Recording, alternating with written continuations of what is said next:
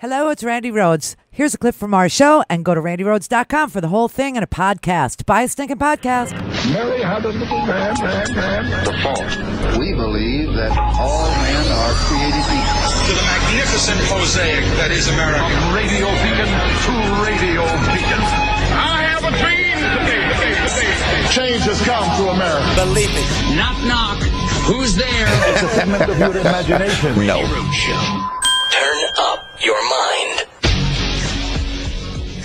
Today, the Intercept website published a document from the NSA detailing Russian attempts and Russian efforts to hack into an elections vendor in Florida. Now, the story that we had previously reported back in October, just a few hours after the Intercept was able to publish this NSA document, the Justice Department announced that they had arrested the leaker of that document to the Intercept, a federal contractor by the name of Reality Lee Winner, who is a contractor in Georgia who works for the NSA. And according to the documents released by the Justice Department and the FBI, they were able to track down this person who leaked this document to the Intercept because the Intercept had provided a copy of the document to the NSA. The NSA quickly was able to determine that only 6 people had printed the document in question, and they were able to figure out that this person, Winner, had been the only one of those 6 who had been in touch with the Intercept, the news organization. Now, we reached out to the Intercept to see if they want to comment at all on this. We have not heard back on that, Wolf. And just to go back to the actual report, that the NSA report that the Intercept obtained, it's a May report, and it describes how the Russian security services, the intelligence services, had managed to hack into a very important voter systems vendor that operated out of Florida and helped and serviced machines in a number of other states. And that immediately, Wolf, raised a lot of questions and concerns that the Russians might have been able to get into the voting systems and perhaps even change voter tallies. Now, we know from the U.S. intelligence agencies in January, and even today, they tell us that they believe that despite those hacking efforts, the Russians were not able to change any vote tallies and vote totals at all. But it is something that obviously underscores the scary nature of these hacking attacks and why the U.S. was very, very concerned about what the Russians were up to. Wow. Wow is all I can say. Oh my God. Now, that story is not Kushner's Russia connection. The Washington. That's another story. That story is not really being talked about all that much. This is one of those stories of high intrigue. Okay, let's just go through what we were told, what we know, what we don't know, who, what, when, where, why, and how. All right, so the who, her name is Reality Winner. Reality Winner. We have a reality TV president, and now we have a contractor who has a top secret security clearance going by the name of Reality Winner. You know, if her parents named her this is child abuse. And if she changed it herself, she is obviously a security risk. Reality Winner. She's 25 years old. She was in the Air Force. And for those of you who've never served, not everyone in the Air Force, Army, Navy, and Marines, or Coast Guard for that matter, do the same job. She was a linguist. Yes, a cunning linguist in the Air Force. She graduated basic training in 2011. 6 years later, she's got a top secret clearance and working at a contractor in the that's got an NSA contract that requires her to have a top secret clearance, working on IT issues. IT, really? She's a linguist. She speaks Dari, Pashto, and Farsi. She's a linguist. And if your last name is Winner, wouldn't you name your kids like Super Bowl? Or Academy Award? Or Grammy Award? Or Spelling Bee? Do you know what I mean? Why would you name Reality? Anyway, so the NSA got documents, okay? Obviously, these are the documents she leaked. The documents she apparently leaked, allegedly leaked, are NSA documents. What do these NSA documents show? These National Security Agency documents found that Russian intelligence, the GRU, that is their intelligence outfit, that Russian intelligence infiltrated a United States voting software supplier. People who supply the software to your voting machines. They were able to hack into this software supplier somewhere along the supply chain. Still, they're saying, the Republican, Trump, you got to watch to see what Trump says about this, because so far he's said nothing, which is kind of a clue in and of itself. But they're saying, oh, don't worry, vote totals weren't affected. It's like they have to constantly remind us Trump won, or as I like to think of it, he really did happen. It really, really did happen. He really is the president. But it's like every time you hear something that the Russians did, you think, does this mean no more Trump? And for right now, no, we're stuck with him.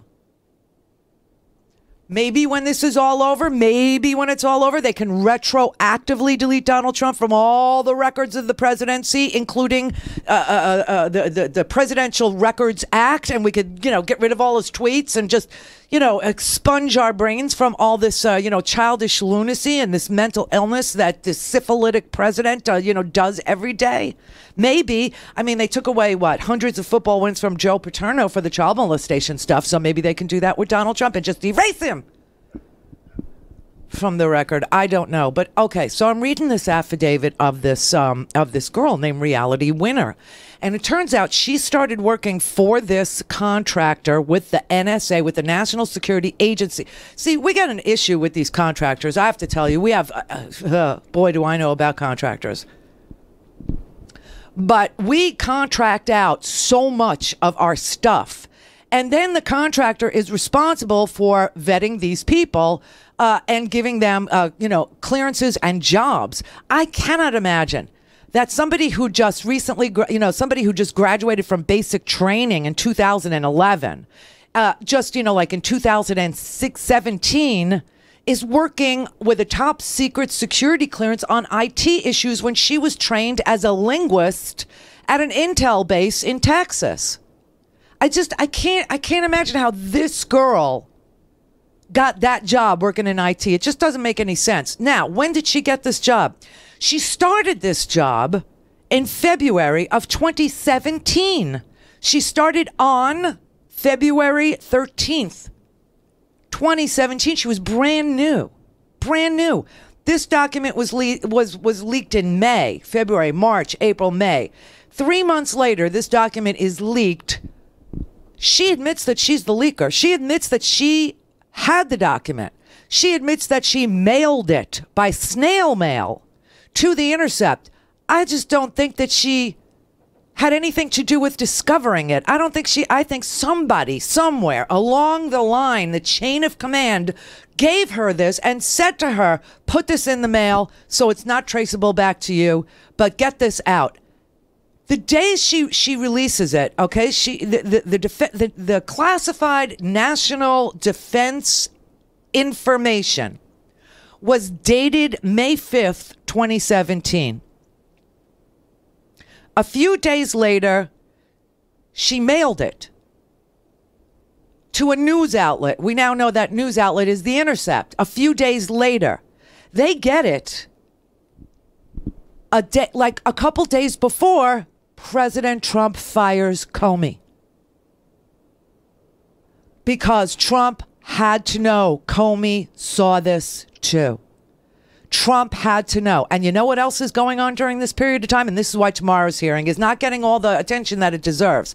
Tomorrow, Dan Coates and Mike Rogers, Defense, the DNI, the Director of National Intelligence, and the National Security Agency, the head of the National Security Agency, they are going to testify to the Senate Intelligence Committee. And I think I know what the bombshell might be. I mean, there might be more, and it might have to do with this document, this NSA document, because obviously they are NSA and DNI, and obviously they shared this with James Comey and the president, and then the president fires James Comey and approaches Dan Coats and approaches Mike Rogers, and asks them, could they issue a false statement to the public saying all this hacking and all this stuff that, the newspapers are reporting and all this intel that he's seeing, could they, as the head of the DNI, as the head of the NSA, talk to the media and to Congress members and tell them this is a hoax? None of it is happening. Give false statements. And I bet you anything that is what Dan Coats and Mike Rogers are going to testify to tomorrow. And therein lies a bombshell, because now what you're going to have ahead of Comey, the former head of the FBI, is you're going to have the National Security Agency and you're going to have the Director of National Intelligence testifying to the same thing that Comey will be testifying to on Thursday, which is that the president came to them and asked for their loyalty and asked them to disseminate false information or to stop an investigation into the president when it was absolutely clear that the National Security Agency had proof. That is what this document is that The Intercept got. Proof that the Russians hacked our voter machines, that they hacked the software that was inside the voter machines. And Comey sort of went down this road, and this was my favorite clip. And, the news media loves to ignore this one, and I'm not really sure. But you know that the DNC was hacked. Oh, and by the way, to all you right-wing lunatics, you love this story. You love the story of Reality Winner. You love it so much. I watched you just explode last night. Just explode about how she should be hanged and she's the traitor because she's damaged your president with the truth about, what the Russians did do. But you can't have both stories. You also like the Seth Rich story. And your Seth Rich story claims, via Fox News, that Seth Rich was the guy who got all the DNC emails. He was the one who leaked them all to WikiLeaks, that the Russians had nothing to do with it. You can't have both stories, so pick one. And Newt Gingrich, this man is, he should be ashamed of himself. I mean, literally ashamed of himself. This is what he's been saying on the TV. And for those of us who refuse to, sully our minds with garbage in, garbage out Fox News, this is what he's been saying. We have this very strange story now of this young man who worked for the Democratic National Committee who apparently was assassinated at 4 in the morning, having given WikiLeaks something like 53,000 emails and 17,000 attachments. Nobody's investigating that. Yeah. And what does that tell you about what was going on? Because it turns out it wasn't the Russians.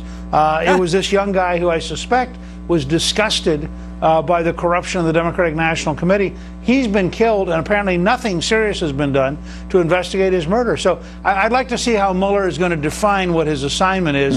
And if it's only narrowly Trump, the country will not learn what it needs to learn about foreign involvement in American politics. You piece of crap. And for this, his wife got to be our ambassador to the Pope.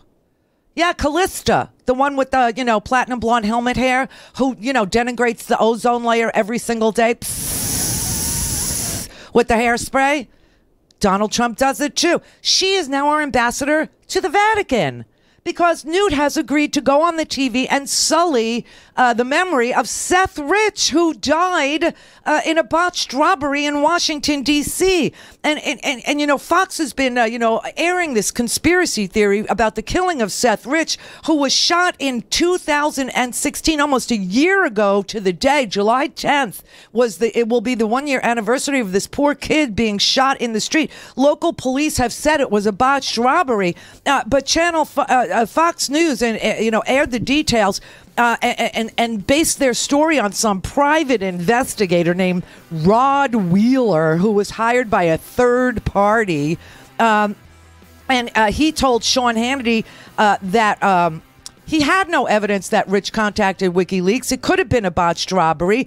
He said he had no firsthand knowledge at all that Rich had been in contact with WikiLeaks. And Wheeler told CNN he got that information about the WikiLeaks connection from a reporter at Fox News. This is the circular BS firing squad. But the Russians hacked us. Go to RandiRhodes.com for the whole thing and a podcast. Buy a stinking podcast.